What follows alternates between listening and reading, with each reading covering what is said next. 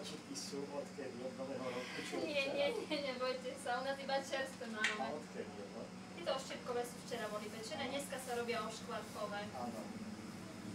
No, mne sa ponúkne tuto, a to už bude hladné.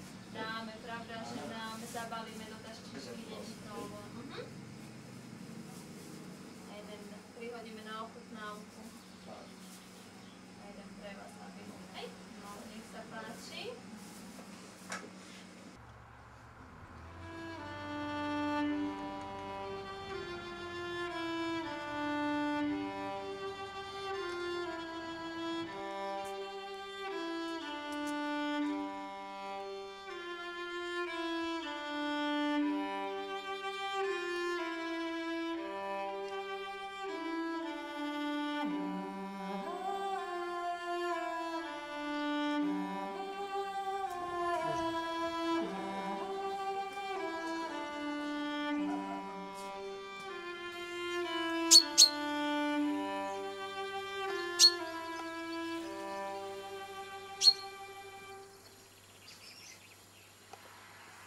Vítajte u nás, poďte ďalej a dobre sa tu čujte.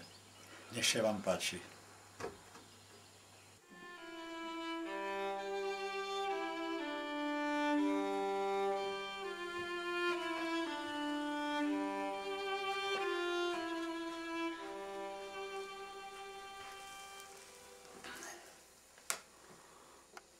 Ste tu 64. filmári v tomto byte za 51 rokov. Boli tu filmári z Francúzska, z Monaka, z Českej televízie z Prahy, zo Slovenskej televízie, zo slovenského filmu. No a teraz ste tu vy.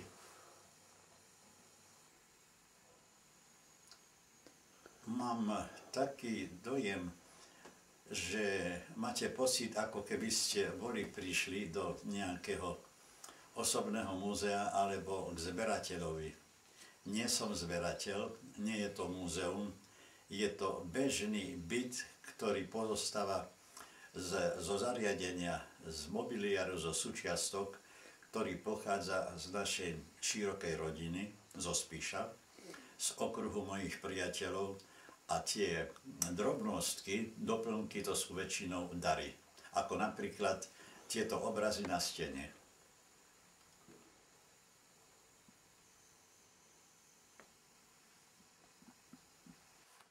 Narodil som sa v Spišských Vlachoch 10. mája 1921. Z rodičov otec bol obuvník, veľkopodnikateľ a mama bola dámska krajčírka. Vyrastal som v peknom prostredí, v ktorom som fakticky vnikol do svojho budúceho života, do svojho povolania učiteľa a etnografa.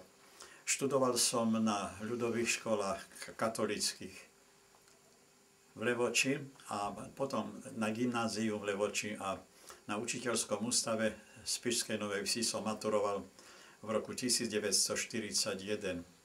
Po maturite som pôsobil ako učiteľ. Po vojne povolal ma Peter Ilemnický na ministerstvo školstva. Vlastne to bolo ministerstvo osvety ako na ponuku, ako by som zareagoval, keby som prijal miesto inšpektora pre kultúru, lebo bolo 75 ešte voľných miest. Prijal som miesto inšpektora v Michalovciach, pretože som miloval obrazy majstra Teodora Musona a na základe tejto veľkej lásky k nemu som do Michalovec išiel, kde som pobudol 5 nádherných, plodných rokov. Odtiaľto ma potom povereník kultúry, akademik Pavlík, povolal do Sľuku, kde som sa stal tajomníkom umeleckým a členom umeleckého poradného zboru, kde som žiaľ nebol dlhšie ako pol roka, pretože po zdravotnej stránke som bol nútený prijať miesto prvého riaditeľa strednej školy vo Vysokých Tatrách v Hornom Svokovci, kde som nastúpil 1. novembra 1949. No nakoniec som to miesto opustil po 5 rokoch a stal sa etnografom Múzea Tatranského národného parku. Študoval som potom na Karlovej univerzite v Prahe. Na Filozofickej fakulte som promoval prvý raz ako etnograf a potom ako doktor filozofie z odboru dejiny umenia. Nakoniec som sa habilitoval ako kandidát historických vied na Masarykovej univerzite v Brne, kde som získal hodnosť vedeckého ašpiranta, kandidáta historických vied. Toho času žijem v dôchodku už 25 rokov tu v Novom Smokovci a pracujem vo vlastnom národopisnom kabinete, ktorý mám vo svojom byte aj s obsaženým osobným odborným archívom. No, teraz viem, že je maj, Matúš. Až teraz viem, že je máš, a to na Štefaníka. To jeden kriačok dám pod jeho obrázok. Včera bola slavnosť, ja som ju sledoval z Bradla. A odhalili pamätnú tabuľu snúbenke Štefaníkovej Grofke Benzony, ktorú som osobne poznal, keď som sprevádzal turistov ako gymnazista v Levoči a prišla s Alicou Masarykovou, svojou priateľkou, na návštevu Levoče.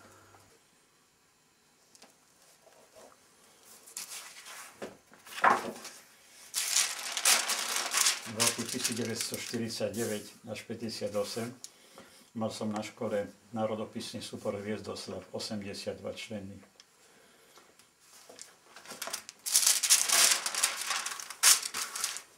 Miroslav Kura, baletný majster a solista v Národnom divadle v Prahe. A mňou veľmi obľúbená a milovaná Božena Slančíková Timbrava, s ktorou som sa dlhé roky stretával u nich v Lučenci.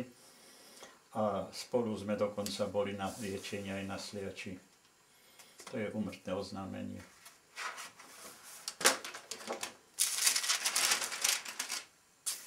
To je huslový virtuós Karol Strože z Liberca, dobrý priateľ. Pani Kubalová Janská, členka Národného divadla v Prahe, hudobný skladateľ Jarko Dlouhý, herec, známy český filmový Jiří Dohnal, Bagar, s ktorým som sa stretával na režisérskych kurzoch a školeniach v Martine. Dostával som pozdravy z Ostravy od Bezruča, od pani Čapkovej, s ktorou som sa osobne stretával ako študent v Prahe, ktorá mi pomáhala aj finančne na štúdiách, bola sestrou Karla Čapka.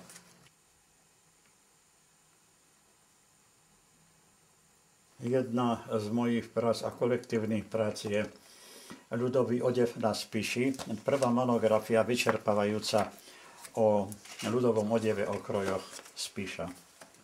Moje prvé vydanie knihy Ľud pod Tatrami, ktorá má zaujímavý prebal v tom, že tento záber robil môj priateľ, už nežijúci fotograf Štefan Hamza zo Smokovca, keď išiel do Svitu na nejaké stretnutie. Keď prechádzal cestou ku Svitu, na lúkach od Batizoviec videl skupinu ľudí v krojoch. To boli ľudia z Gerlachova, ktorí išli pešo na slavnosti do Svitu. Potom som poznal medzi nimi, keď mi to ukázal, mojich dobrých priateľov. Medzi množstvo mojich známych a priateľov a dobrých priateľov patril aj nebohý profesor Karol Plička. Poznal som ho a on poznal mňa, keď nakrúcali za Prvej republiky v Levoči film Janošik s pánom Bielikom a Zlatou Hajdukovou. A keď prišiel na východné Slovensko, jeho zastávka bola vždy u nás v Smokovci. Veľmi rád mával halušky s brinzou a moja teta, ktorá nám viedla domácnosť, ich varila ozaj kvalitne. A on k haluškám vždy si vypil pohár 2 bulharského bieleho vína, ktoré doniesol a ktoré vtedy stalo 12,50 liter. No tak naše priateľstvo sa umocňovalo, takže ja som bol ich hosťom u nich v Prahe, na Slunej ulici, v Strašniciach, a on bol zase našim hosťom. Až dovtedy, pokiaľ som nedostal oznámenie, dnes je 18. mája, je 13 hodín a tu nám mám úmrtné oznámenie parte, že v pondelí dne 18. května 1987 ve 13 hodin 30 ve Veľké obřadní slyní krematoria v Praze Strašnici bude rozlučka se zoseným profesorom Karolom Plickom. No, čiže výročie.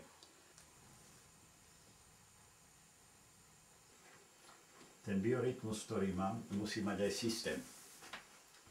Celý deň musí mať ako svoju gradáciu. Od rána, jak o 6. otvorím oči pravidelne, o 6:30 nohy mám na dláške, lebo o 6:30 končí tvorba týchto, jak sa to volá, chytrotelných neutrónov. No a to trvá do 9:00, keď vypínam parížskú televíziu, správy a idem spať a mi to trvá hodinu, kým to všetko pripravím do postele a upravím tu na tak ďalej. Ja sa upravím a o 10:00 zasínam.